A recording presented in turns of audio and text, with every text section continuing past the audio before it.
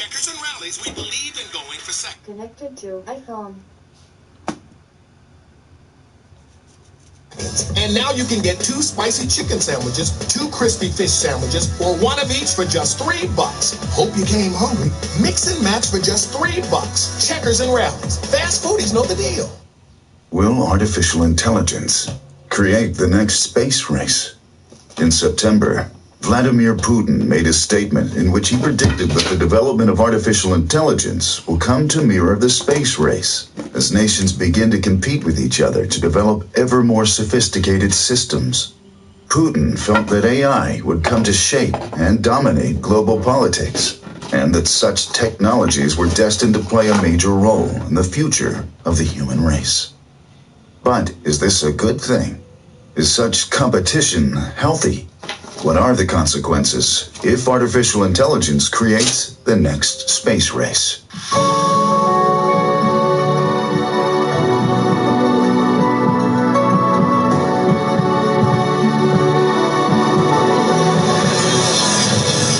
Number 4, recklessness.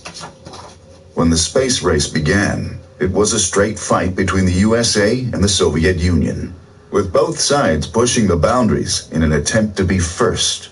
Their relentless pursuit of achievement brought us many glorious successes, but there were plenty of avoidable disasters on both sides as well.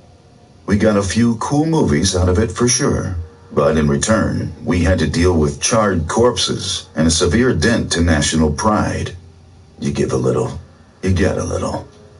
Today, things are a little calmer. America and Russia are working together on international projects, and the European Space Agency, China, Japan, and India all have their own space programs too. But in terms of artificial intelligence, we're still in that early competitive phase. This time, the 2 major players are the USA and China, with Russia catching up fast. In the past few years, projects like Google's DeepMind AlphaGo and Lebradas by Carnegie Mellon professor Tuomas Sandholm have used advanced AI to beat human experts in games of poker and Go. But soon, when these systems are refined, we'll start using this technology for other things, particularly warfare.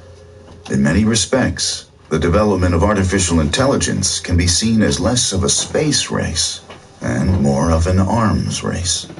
Number 3, a fight to the death. In July 2015, more than 1,000 experts in AI technology signed a letter warning of the threat of artificially intelligent military systems, while also calling for a global ban on autonomous weapons. Unfortunately, this open letter did precisely diddly squat, with many world governments keen to exploit artificial intelligence now to steal a march on their rivals. Unmanned aerial drones, smart vehicles, and artificially intelligent hackers are all currently in use or in development by militaries around the world. And while artificial intelligence research is expensive, it's not as expensive as conducting a space race. This means more projects can be funded, which inevitably means... Yo, please do, bro, because I be needing shit to watch. I'm telling you now. I don't watch, the only time I watch TV is Sunday nights at 9 o'clock when The Walking Dead comes on. And shit, I only got 3 more episodes of that shit before that goes back off for the rest of the season. So I'll be trying to find interesting shit to watch.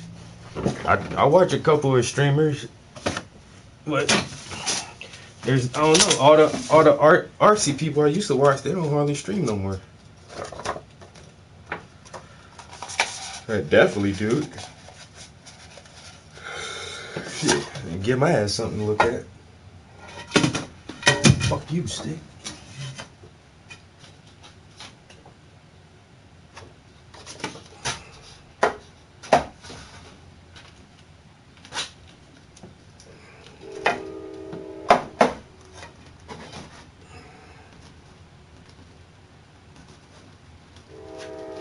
Yeah, that part is dry. Even more mistakes will be made as each nation fights to outdo each other. Many of these mistakes will be covered up, especially during the early stages of development. When your failure involves a big firework full of humans going boom boom in the sky, it can't... Wait a minute. So people's names be changing, yo. That's your PlayStation? That's not your PlayStation tag, is it? Bloody bloody bloody.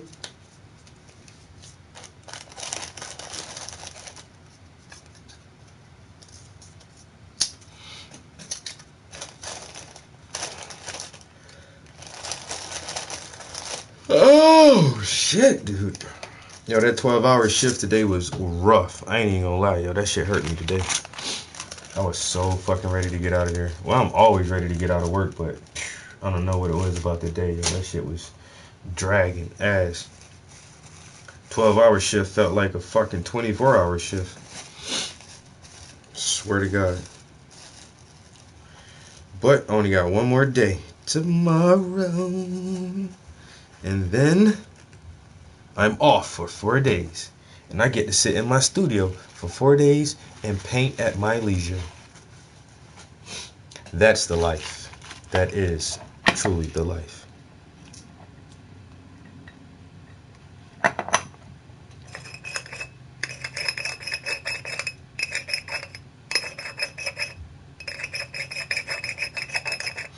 Alright, I got you. I'm gonna definitely check you out. I'm gonna look for you as soon as I get out of here. I say after a 12-hour shift, I try to come in the studio for an hour or so. You know, I didn't gave the man 12 hours of my fucking life today. I can at least dedicate 1 hour to myself. I mean, that the ratio is way off, 12-1, but we gotta make it work the best way we can sometimes.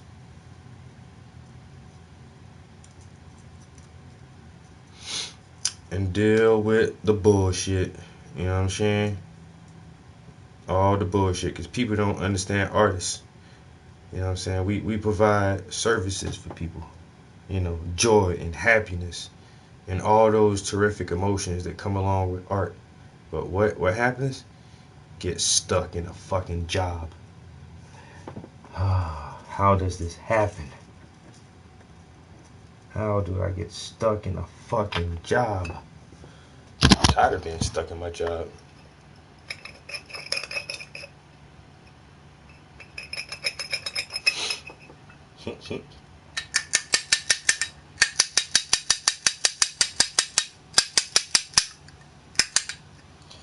Do. Oh yeah. Just roll this cigarette. Let me roll this cigarette real quick. I smoke with cigarettes because I like doing bad stuff.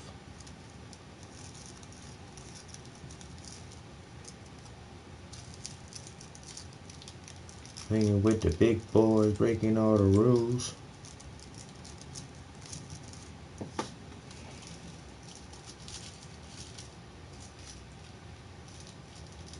Running from the police, that's right. Mama catch me, put a whooping to my backside. And even as a crack fiend, mama, you always was a black queen, mama.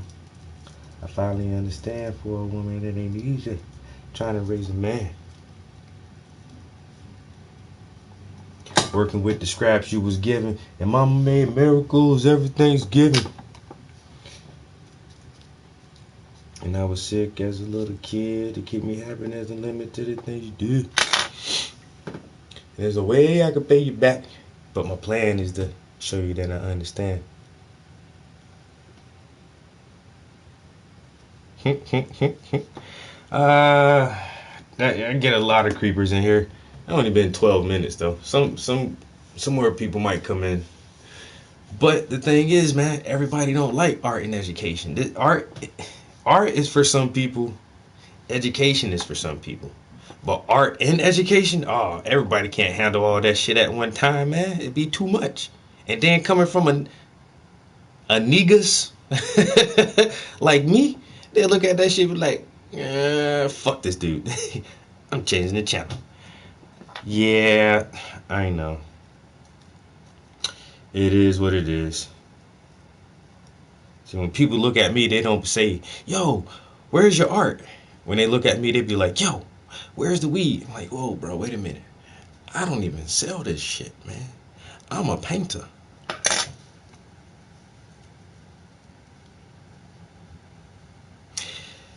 Yep. There would be nothing.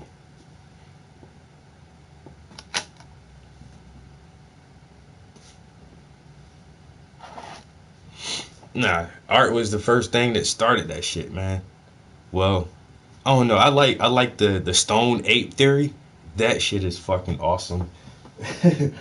The stone ape theory. But then once the ape man got stoned, he started looking at shit all different, like, yo, all these colors and shit. I wonder what'd happen if I take this burnt piece of wood and draw on the wall with that shit. You know what? I think I'm gonna draw a bison. Then motherfuckers started talking about that shit. Yo, did you draw a bison in the cave? Yeah, I did. Why did you do that? Because I felt like it. Art.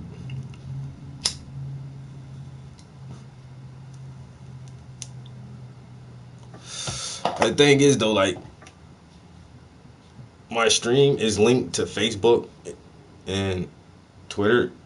So if people are viewing our Facebook, it won't pop up in here. So there's always a chance there's like more creepers than we actually think. Be hidden so easily, and it invites severe political pressure upon your project. But will anyone outside the lab know or care if an AI program teeters on the brink of dangerous sentience? Humanity soon will, if such errors have external consequences. Mistakes in the space race might cost us a handful of astronauts, but the damage a rogue AI could do out in the open doesn't bear thinking about. Huge swaths of data could be destroyed or leaked by an errant AI program. Devastating weaponry wielded by autonomous drones might cause huge loss of life. Heck, we might even lose the internet, and that would make life no longer worth living. What? Number 2, global turmoil. When the Soviets completed the world's first orbital spaceflight, this momentous occasion occurred at a time of tension between themselves and the USA. However, while the launch of Sputnik shocked the Americans into action, the space race itself didn't create any major social or cultural problems for everyday ordinary citizens. Artificial intelligence is a different game altogether. Advanced AI is creeping into our industries, replacing human workers as we speak, with data analysis programs and production line machinery already capable of performing tasks better than us fleshy meat bags. In China, several factories have seen their efficiency targets exceeded massively after the replacement of their human employees. And this is a trend we'll likely see continue as artificial intelligence becomes more refined. A team of researchers from the universities of Yale and Oxford published a paper recently which detailed their findings into the future of AI in the workplace. Having polled hundreds of industry experts, they predicted high-level machine intelligence will surpass humans in language translation by 2024, driving skills by 2027, and erotic fiction by 2034. All right, 2027 is fucking, it's 2018, so that's in 9 years?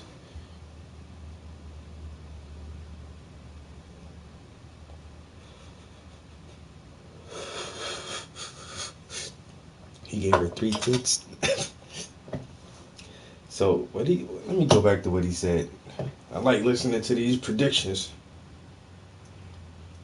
Will surpass humans in language recently, which detailed, and this is a trend we'll likely see continue as artificial intelligence becomes more refined.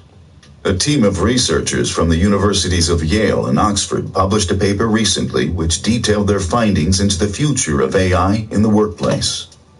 Having polled hundreds of industry experts, they predicted high-level machine intelligence will surpass humans in language translation by 2024. Driving skills by 2027, and erotic fiction by 2034.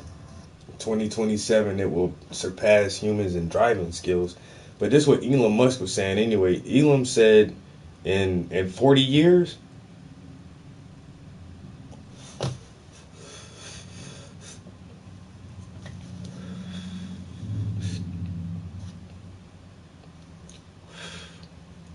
Elam said in 40 years, more than likely automobiles won't even be built with steering wheels anymore.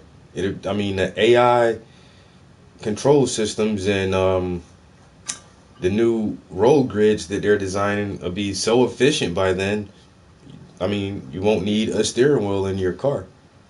I don't know. That shit is fucking crazy to hypothesize, yo. But I mean, this upward trend in this technology, especially with this AI and AGI, closed AI groups and all that shit, man. And surpass human translation in by 2024. And so you see they have this little device that looks like an old MP3 player, and you can just talk into it, press a button, and it'll translate your phrase into whatever language you select. And then they have, I seen the earbud that does the same thing, yo.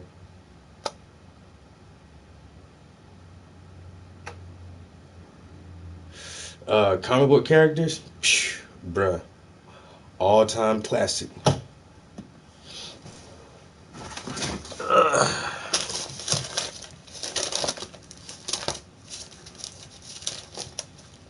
Bet you can't draw my mask.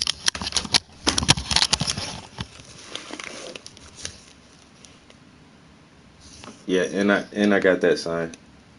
Yeah, that's an autograph, official.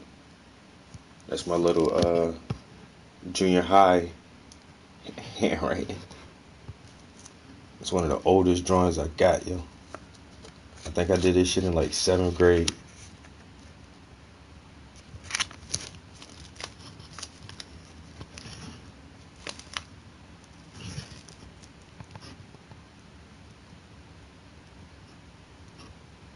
And I just sent it to the Todd McFarlane fan club with a letter saying, "Hey, could you sign my drawings for me?" And send them back. And so he signed my drawings and sent them back to me.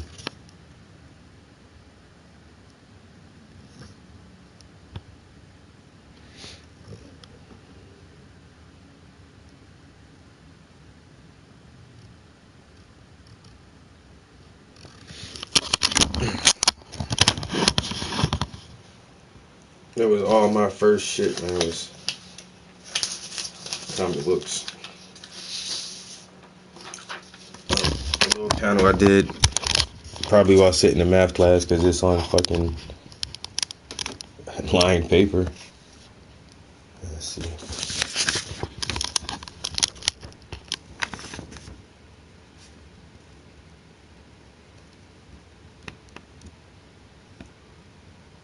Oh, see, I was already on that shit back then, yo. I kind of remember this. So this, I don't know. If you can see this character, it's kind of like a faceless profile. He's like kind of like the T2 from Terminator 2. Is my lens greasy? But it says the ACU was sent out to get information about the actions that take place here at night. The ACU was the Artificial Combat Unit, Artificial Intelligence Combat Unit. ACU. I made that shit up. I was in fucking probably like 9th grade when I did that shit. I was already thinking about AI back then, yo. So he zooms in. He's watching some shit going down. After obtaining enough information, the ACU returns back to base. So he fucking like zips out of there or some shit. I don't know. I don't know what the fuck these kind of tanks were, growing some kind of shit in the lab or something. Some weird ass shit I used to come up with, man.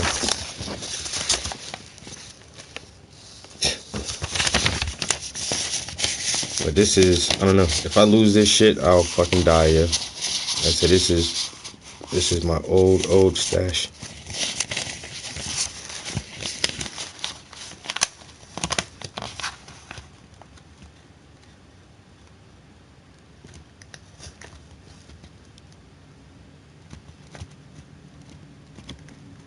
The address for what?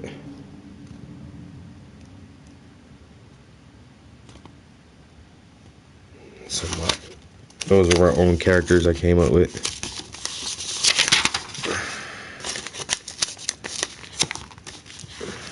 Some shit I was doing in computer graphics on Adobe Photoshop 1.5.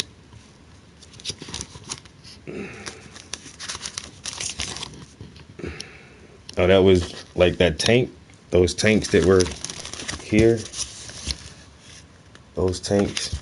This is, I think this was one of the tanks up close. The rejuvenation tanks. And this dude is butt ass naked.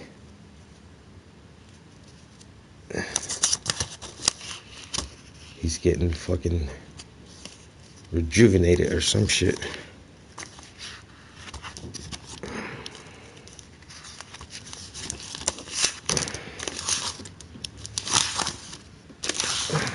All my old ass computer shit.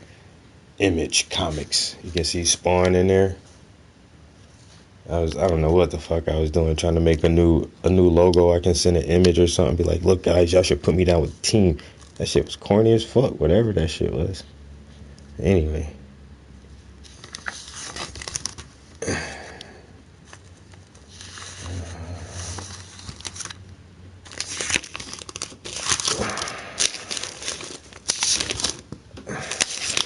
All this old stuff. Oh, don't lose it. Oldie but goodies. Oh.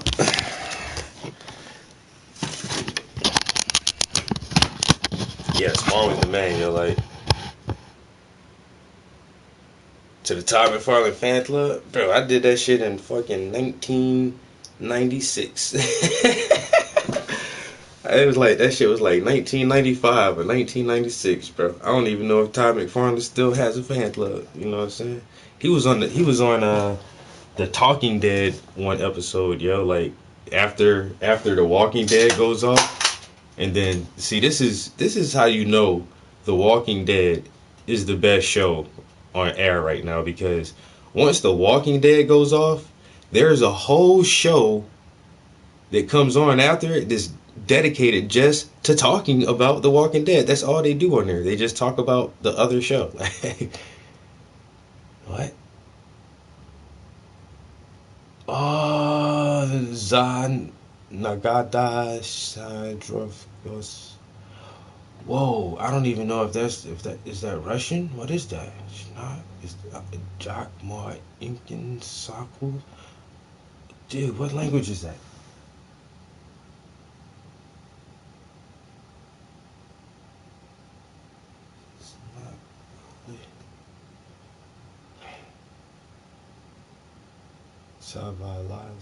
I do not know what that is.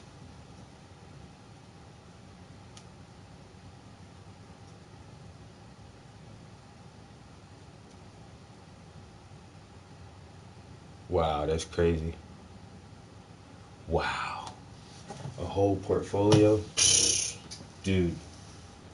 I mean, I've lost a lot of stuff over the years too, man. But not like just a whole fucking portfolio of goddamn 18 years of shit in that shit, yo. Oh damn. Can you send me the address? Alright.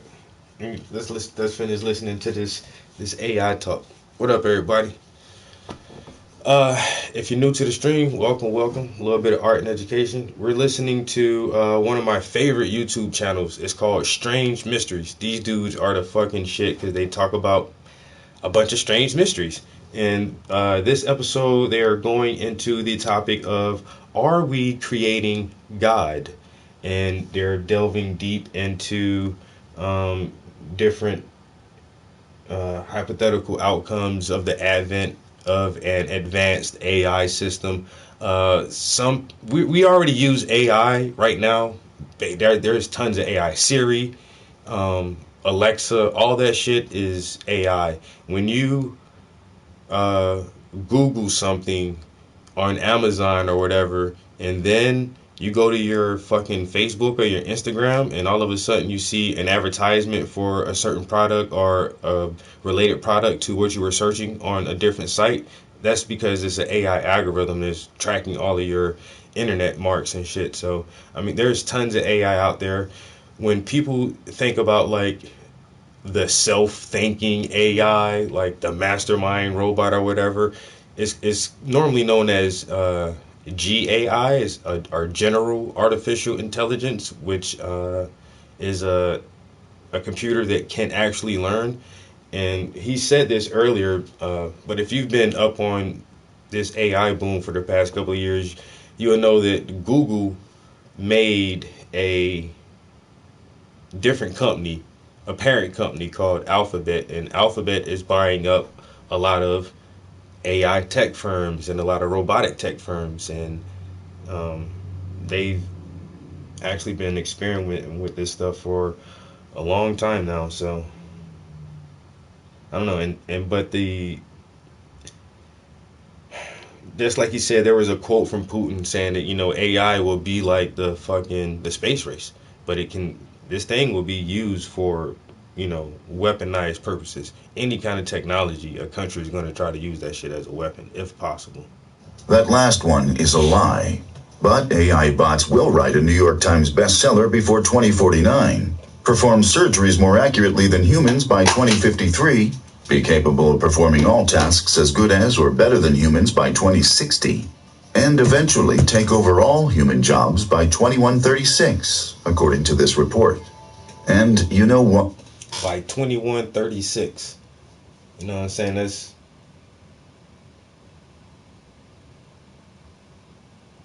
5 generations from now. That shit sound crazy, yo. So 2136, you know, people won't really have to work. Motherfuckers won't have to do shit, and just, you know, in a little over 100 years. But then you look back like 100 years in the past to fucking, you know, 1818. I mean, 1918. It's like the turn of the fucking century or shit. And how advanced we are now from fucking 1918.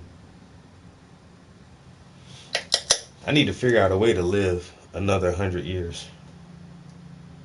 What? I bet there will still be some people worrying about immigrants, even then. So, as more humans lose their vocation, where do their next paychecks come from? How does society function? Will reverse migration occur as workers move to less developed countries? Or will AI-focused nations become utopias where nobody works and a robot wipes your butt? This isn't something we've ever had to worry about with the space race or even an arms race.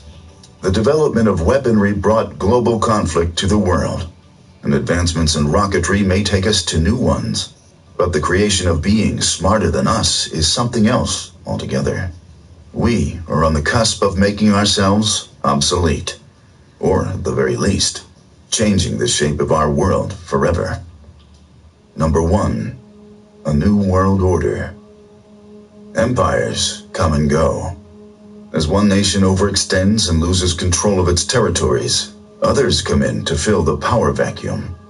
We've seen this happen time and time again over the course of human history, with the domination of the Persians, the Romans, the Arabs, the Mongols, and the British, followed by the American period of hegemony today. But when one nation develops artificial intelligence, does the perpetual flux of world power come to a halt? Is this our Serena Williams moment? With the help of AI, could one group become so powerful it cannot be overcome? Just think of all the insurmountable obstacles an AI-backed nation can provide for its enemies. Artificial intelligence could help you win battles without losing a single human life. It could predict how to boost your economy to become the world's richest nation, and potentially free your people from illness and employment to make you the most popular form of government on Earth. Each may seem unlikely now, but eventually, these are the AI goals nations will strive for. And if any one country were to succeed in even coming close, how would the rest ever hope to catch them? Such a situation could occur much sooner than you think, too. And it doesn't need to involve sentient death robots or artificially aware algorithms either. The era of big data is well and truly upon us, with the Internet of Things helping our world become more informed and interconnected than ever before. Data will be the currency of the future, and those who know how to use this resource will hold unfathomable amounts of power. Add artificial intelligence into the mix, and you'll have a huge advantage in using this data to formulate strategies. By analyzing the behavior of predictable human societies, an AI program could tell you what we're going to do in the future. And if you can predict the future, you can control it. Thankfully, known philanthropist Vladimir Putin has promised to share Russia's AI technology with the world to avoid such a catastrophic situation. What a nice guy. But what else should we all be doing? We're going to explore our responsibilities with AI technology in our bonus video, The Ethics of Artificial Intelligence, which you can watch on our Patreon page at patreon.com/Strange Mysteries. For a $2 a month pledge, which you can cancel at any time, you'll get to watch this and all of our bonus content, which goes deeper and darker into every topic than YouTube allows. If you don't want to donate, then bullshit. We know you wanted more. Strange Mysteries on YouTube and our Patreon bonus videos weren't enough to quench your search for truth, to give you that sense of awe and wonder again, to go past what you thought was the end, to give you the answers you seek, but which only lead to more questions. That's why we just upped the stakes. Chemicals of reality. Reality, consciousness, brains. What else is there? Ask yourself that question. Perhaps that's all there really is, but perhaps everything else is found within a place where these ideas, these things, overlap. Some thing, some place that is undefinable. To many people, altering certain chemicals in their brains produces what they would simply call hallucinations. In fact, what we're going to discuss specifically used to be called the businessman's trip, as one could enjoy it. Come down and put your pants back on in the time it takes to eat lunch. It wasn't taken seriously. Well, unless, of course, you started digging. And some people, including us, did. Already, though, to many people, this chemical is special amongst others. Very special.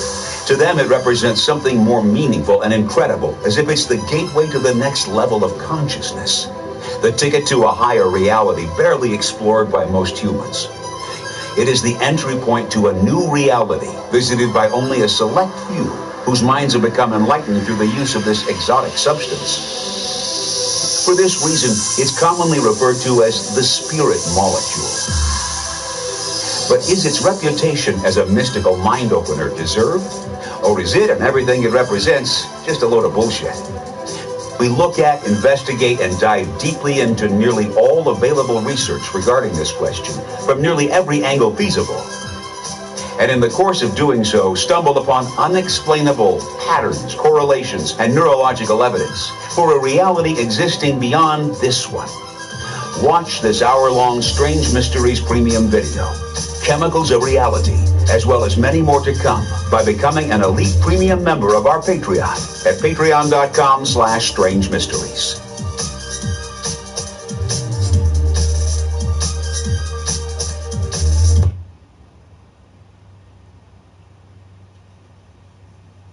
Chemicals of Reality.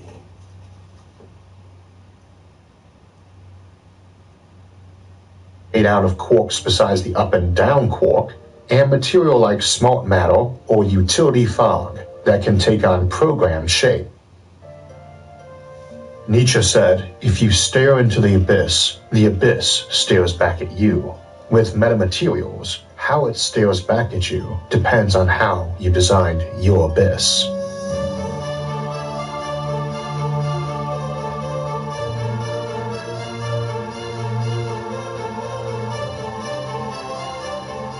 Today, we will be looking at metamaterials, a somewhat ambiguous concept, oftentimes defined as any material engineered to have properties not found in nature.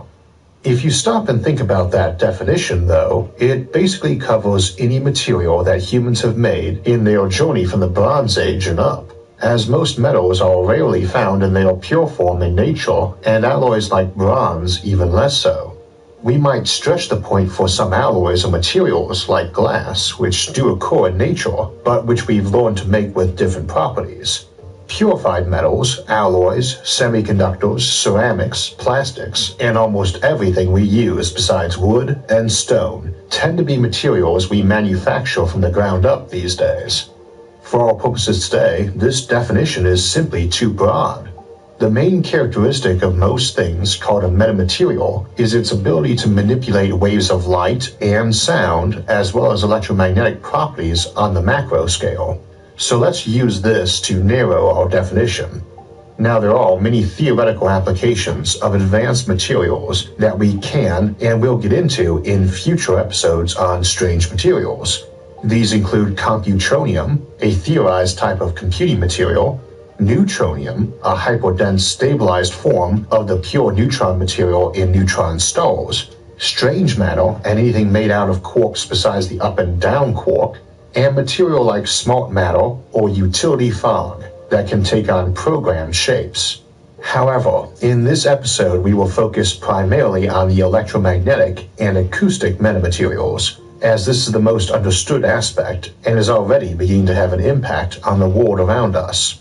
Some theoretical applications have wonderful and absolutely crazy potential uses, but even without them, the electromagnetic and acoustic metamaterial applications are poised to drastically alter our future in ways that few can truly envision. I don't want to delve into the physics too much, but this typically revolves around properties of materials called permeability and permittivity. These properties also affect the index of refraction of a material, essentially how the material reacts to magnetic fields, electric ones, and light. Most materials have positive values for permittivity and permeability, but some materials have either a negative permittivity or a negative permeability. No naturally occurring materials have both a negative permittivity and a negative permeability. The metamaterials we are talking about today, though, need both of these to be negative, and we'll get to how to achieve that shortly. Now, for ease of visualization, I'm going to be referring to light here, but it applies equally to visible light, infrared light, microwaves, and longer radio waves too. To explain a negative index of refraction, let us think of a vertical mirror that we bounce a beam of light off of from a high angle, so our light comes in from the top left at an angle that hits the mirror and gets reflected away at an opposite angle towards the bottom left. Oh, come on. Now, if we replace the mirror with a metamaterial, but instead of vertical, it is horizontal, we get much the same effect. The magic, though, is that we don't need a bulky mirror to reflect the light off of, but instead we have a material that can handle simultaneous beams hitting and refracting the light away, as if we had millions of vertical mirrors in a series, ones that do not get in each other's way, too. Metamaterials that have a negative index of refraction are known as NIMs, negative index materials, and they have that weird perpendicular mirroring effect that we do not see in normal materials like water, where that index of refraction is what causes sticks stuck in water to appear to bend at the surface of the water with the air above, but not enough to appear to be a mirror because normal materials can only bend light inwards a little bit. So how do we make a metamaterial? The principle is that we construct geometric patterns out of at least one material with negative permeability and at least one other material with negative permittivity. Typically, these are arranged in repeating patterns called cells, and an individual cell is smaller on one side than the wavelength of light it is affecting. On the macro scale, the combination of the material with negative permeability and another material with negative permittivity is a material with a negative refractive index. Let us use your LED computer monitor screen to illustrate this. Your monitor is not a metamaterial, but this will still help explain how metamaterials work. The LED screen is composed of a large number of pixels. Each pixel is actually a collection of red, green, and blue LED elements. By turning on and off the red, green, and blue elements, much like turning on and off individual bulbs of a small collection of colored light bulbs in a cluster, a pixel is created that can generate almost any hue and brightness. Zoom out, and you see this video you are watching now. You are not aware of what individual pixel hues and brightnesses are, and you're definitely not aware of what the individual LED elements are doing in those pixels. All you are interested in is that you can see the magical moving pictures that were fantasized about only a few generations ago, and that would have been treated as something approaching magic by your forebears. Your more recent forebears would have understood about colored lights and light switches, but they would not have any idea about how to miniaturize these to the level required, or be able to do it fast enough to create the impression of a moving picture. It is the same with metamaterials. The individual elements do not behave differently from normal materials we know about, but taken as a whole with the other individual elements, the metamaterials act very differently from what conventional materials do. In a metamaterial, its individual elements should be constructed into geometric shapes, again called cells, which are smaller than the wavelength of light, EM radiation, or sound that the material is designed to manipulate. This meant, up until recently, that metamaterials were designed to affect the radio spectrum and sound waves, and not visual light, because it was much easier to create elements that would work with the larger wavelengths of radio or sound. Microwaves have the shortest wavelength of radio, around 1 millimeter or larger, which is more than 7,000 times bigger than even the longest near-infrared wavelength of 1400 nanometers, creating geometric patterns that have a size smaller than the 390 to 700 nanometers of visible light, or even the 750 nanometers to 1400 nanometers of the near-infrared spectrum, is a real challenge. The difficulty at these wavelengths of light is that atoms are only 0.1 to 0.3 nanometers across, so building elements becomes tricky because there are quite a limited number of atoms that will fit into those elements. As an example, while we think of human biological cells as quite tiny, they typically are many thousands of nanometers across, or even bigger, and thus you can see them with a microscope and visible light wavelengths. A cell in a metamaterial needs to be smaller than light, mere hundreds of nanometers. Now, as you know, we've been getting good at making things smaller in recent decades, and transistors in modern processors are about 14 nanometers across, which is 50 times smaller than the longest wavelength of light we can see, deep red bordering on infrared, and about 30 times smaller than the smallest we can see, the blues and violets on the edge of the ultraviolet spectrum. So we are down in that range now. The trouble is that we have very little material to work with before we hit the wavelength size of the light we want to manipulate, and we're not making something homogeneous and identical. That's not to say that metamaterials in the visible and infrared spectra are impossible. It's just that they are significantly more difficult to create. We have some examples of these, and they are usually very fine layers of two very different materials where the layer combinations are much thinner than the wavelength of optical light. So let us talk first about the radio-based metamaterials and how to make them, because they are the ones we understand best and the ones that came first. As I said earlier, most natural materials have both positive permeability and positive permittivity.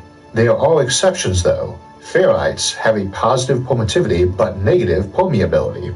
On the other hand, plasmas have a negative permittivity and a positive permeability.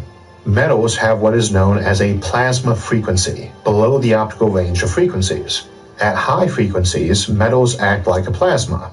Normally, metals are a good conductor, but above the plasma frequency, they become poor conductors and currents cannot be excited properly. This causes the wave to pass through the metal as if it was in a lossy vacuum instead of a solid substance. If we make very small metal rods, we can get them to act like a plasma and get that negative permittivity for a designed wavelength range. If we make small ferrite rings, we can get that negative permeability for a designed wavelength range. These materials on their own do not give us any useful negative refraction though. The magic happens if we combine the rods and the rings, and you now have a metamaterial element. Multiply that out and you have a material with negative permeability and negative permittivity and a negative refractive index. Individually, the rods and rings will not create that magical negative refraction, but in combination, they do. We now have our first metamaterial, but what can we do with it? Say you want to focus a beam of radio waves onto a receiver. If you use a slab of a conventional material as a focusing lens, it would disperse the radio waves even more. The opposite happens with a layer of our metamaterial, and the best thing is that the material can be made flat and it will still concentrate the waves on the receiver, which is great for electronics. We have achieved the holy grail of creating a perfect lens, one that focuses the radiation but does not require any variation in thickness of lens to do so. The more we can miniaturize this setup, the smaller the wavelength we can use this material for as a lens. We can also do other interesting things. Let us say we only want a very particular wavelength of radio waves to go into our receiver. For our example, say we want the Wi-Fi 2.4 GHz frequency, or 12.5 centimeter wavelength. We can tune the metamaterial elements so that the metamaterial only acts as a perfect lens for the Wi-Fi frequency range we want. Everything else will be scattered or reflected, as would be the case with a normal material. Our signal-to-noise ratio suddenly gets much better, and we get a more efficient and higher quality of Wi-Fi signal. We can introduce another effect, which is called the reverse Doppler effect, where we can actually compensate for any Doppler effect by changing the geometry of the elements. You will know the Doppler effect if you've ever listened to the sound of a horn or a siren on a vehicle traveling past you. As it approaches you, the pitch rises, something we call blue shifting, and as it travels away from you, the pitch gets lower, something called red shifting. You will also know this from astronomy, as stars blue shift when approaching us, and red shift while traveling away, which every star outside our galaxy and its closest neighbors is doing as the universe expands. In spacecraft, which move quite fast, this is a problem as signals that are transmitted get blue or red shifted, depending on whether the receiver and transmitter are approaching one another or getting further away. Compensating for this has been a major headache for NASA over the years, requiring expensive equipment to compensate for this phenomenon. We nearly got no data out of the Huygens spacecraft that entered the atmosphere of Saturn's moon Titan because of the Doppler issue with it and its mothership Cassini. This issue delayed the deployment of the Huygens probe from Cassini for years. In the future, though, simply tuning our metamaterial means that we can reverse any Doppler effect and cause the receiver to pick up the exact frequency that it was designed to work best at. This is also great for spacecraft themselves, as this makes the radio more reliable, lighter, and more energy efficient.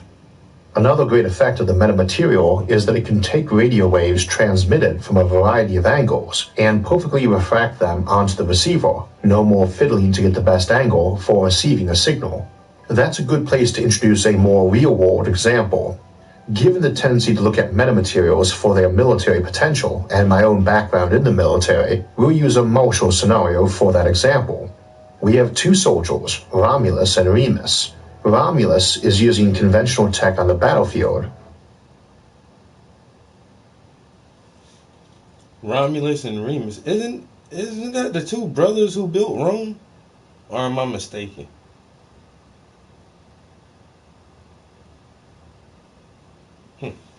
Romulus and Remus. I've heard them two names before.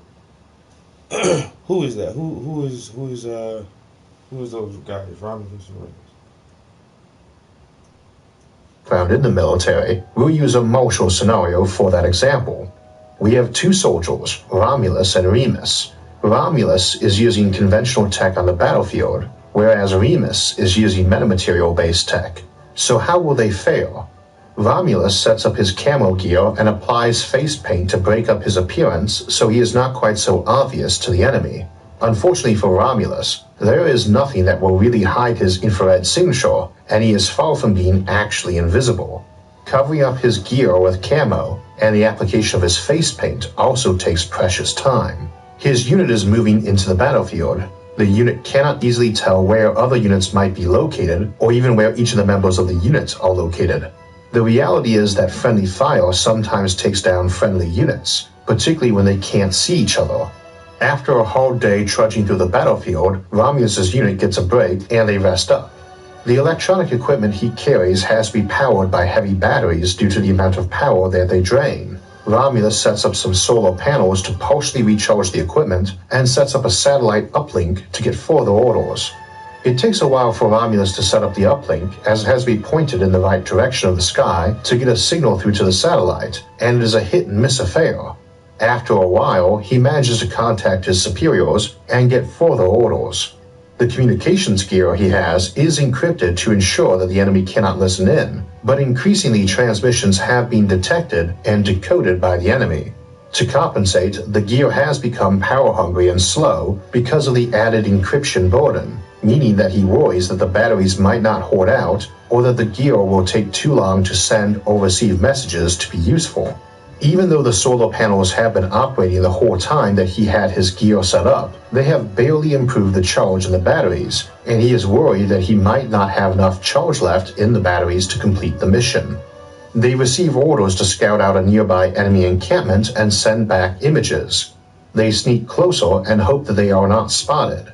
He carefully uses his camera to capture images of the camp and zooms into areas of the camp that might be of interest. The zoom capability is limited for the type of camera lens he has, as the more resolution he wants, the more bulky and heavy the lenses have to be. They do this at night, as they do not want to be seen by enemy lookouts and snipers. This compounds the problem because the night vision capability of the lens and the camera is limited. He needs to get dangerously close to the encampment to get useful images as a result. Romulus's day ends badly when his squad is spotted, and they have to make a hasty retreat under enemy fire. It takes several hours before he can set up an uplink to his superiors and provide them with the footage they required.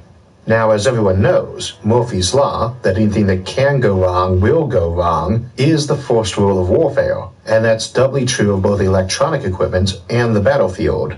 True to form, the batteries give out before the images are uploaded, and he has to try to explain them instead, by radio, what his squad saw, and hope it is enough detail for his superiors to make use of it.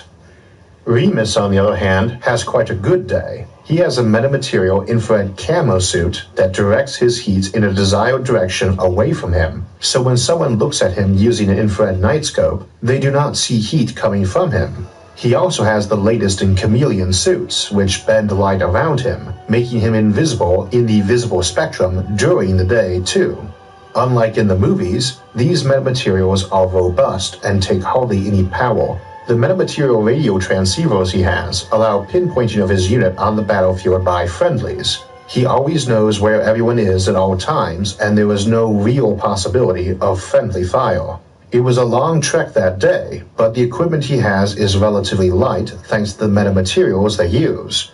They also use less power due to their increased efficiency than the equipment Romulus carried, so the batteries he carries are a lot smaller. He is also able to quickly and fully recharge his equipment using metamaterial solar panels that are much lighter and more efficient than the ones that Romulus was carrying. The metamaterial transceivers mean that it takes no time to set up a connection and get a signal through to the satellite, and his superiors have been monitoring his progress directly all along. The ultra-small and efficient metamaterial optoelectronic processors mean that very little power is needed to encrypt and decrypt communications, and it happens in real time too. It's very easy to forget that one of the biggest bottlenecks on computation is how much energy is needed to flip each bit and the heat buildup doing that. Remus is even less exposed in this regard, as normal electronic equipment tends to stick out even more than people on thermal zone infrared detectors. They receive the same orders as Romulus to scout out a nearby enemy encampment and send back images. He uses his metamaterial camera to capture images of the camp and zoom into areas of the camp that might be of interest. The zoom capability is excellent, and being a perfect lens, he is able to get the necessary images from well away from the camp, both in the visible spectrum and in the infrared. He is far less exposed to detection by being more distant, and can more easily safely retreat if detected.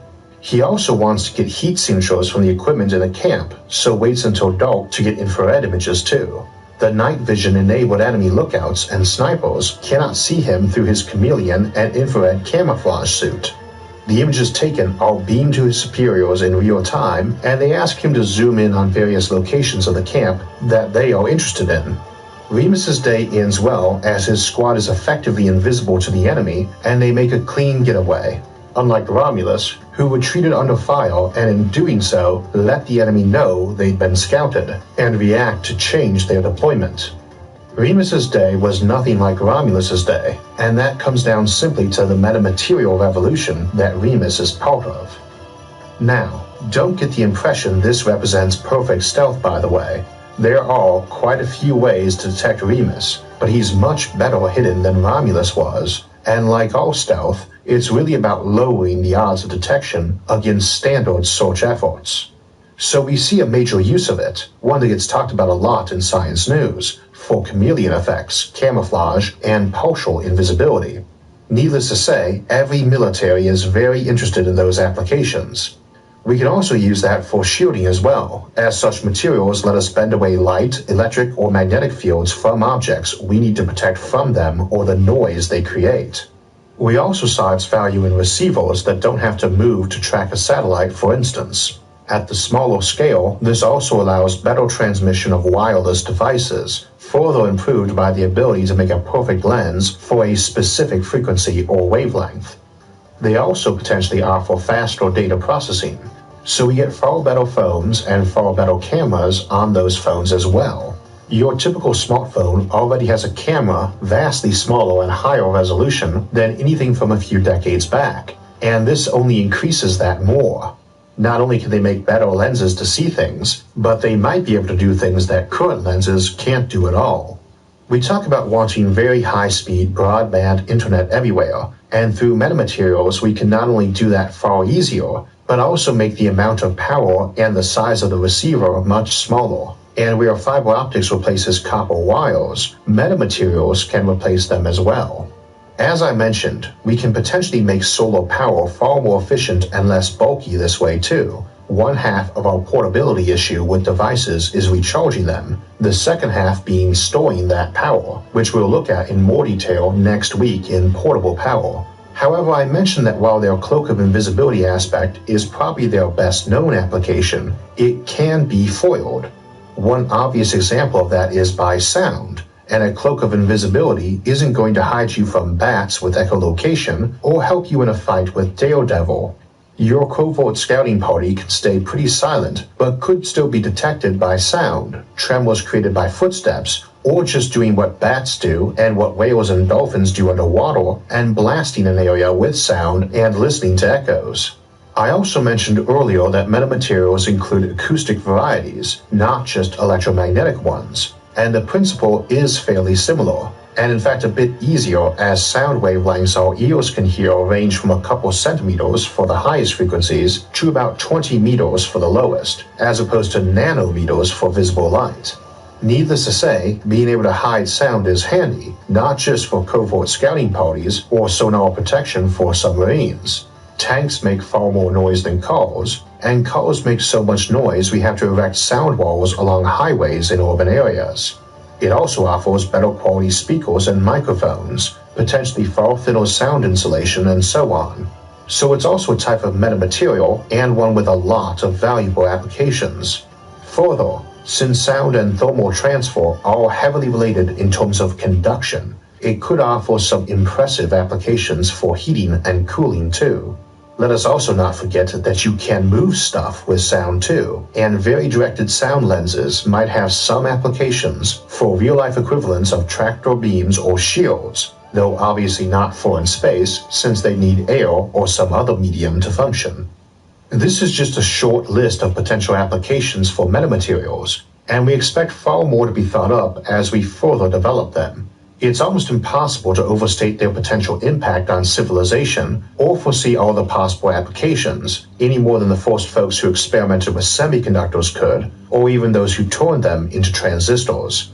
They are potentially a huge part of our future, and one you can expect to see affect every aspect of our homes and lives, and probably sooner than later.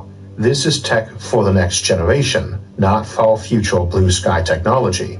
And again, one of those is for very light encryption of portable devices, which is going to be an increasingly big deal as we head into the future. In fact, encryption and privacy is going to be one of the major topics we cover this spring and summer as we revisit post-scarcity civilizations and see some of the very real challenges facing civilizations that on first glance look like they want for nothing, Like today's episode and next week's, that topic, life in a post-scarcity civilization, came out on top of our most recent episode topic poll on Patreon. But I can't see doing it in just one episode. Just discussing something like privacy concerns in a high-tech civilization can easily use an entire episode to itself. Good timing for that particular topic too, since we are welcoming on board a new channel sponsor, NordVPN, and you can learn more about them at nordvpn.com/Isaac. I don't have to tell you that privacy is a big concern on the internet, especially in this era of wireless devices where you're often connected to a public network you have no control over. And a VPN, a virtual private network, encrypts and reroutes all your data so that even a public network becomes a secure private one. And it's not about shadowy folks hacking your banking or email in an era when it seems like everyone from Facebook to Microsoft to Google to your own ISP is essentially spying on you and often reselling the data they collect. I've been using a VPN when online for some time. One downside of having a big presence online here on YouTube and social media is folks try to hack me a lot. There are YouTube channels that have been flat out stolen before, and we all know at least one Facebook friend who suddenly started posting strangely, then posted later that they'd been hacked. For me, a VPN is a simple necessity, but having a virtual private network really eases your mind if you do much online commerce, and especially over wireless interfaces. That added layer of military-grade security and privacy to your personal online footprint is very comforting. And as we become increasingly digital and wireless, it is going to be more of a necessity. But NordVPN offers a very low price, fast, and reliable VPN service that is also intuitively simple to use, something a lot of other VPNs I've encountered are not. It has a lot of handy features, but to me, the best one is that it's so easy and seamless, you don't even notice it's there. If you want to learn more about those other features though, visit nordvpn.com/Isaac and get 77% off a 3-year plan today. As mentioned, next week we will be looking at portable power and discuss not just modern approaches to move energy around for mobile applications, but more advanced possible approaches like storing energy as antimatter or light. For alerts when that and other episodes come out, make sure to subscribe to the channel. If you enjoyed this episode, hit the like button and share it with others. Until next time, this is Isaac Arthur saying thanks for watching, and we'll see you next week.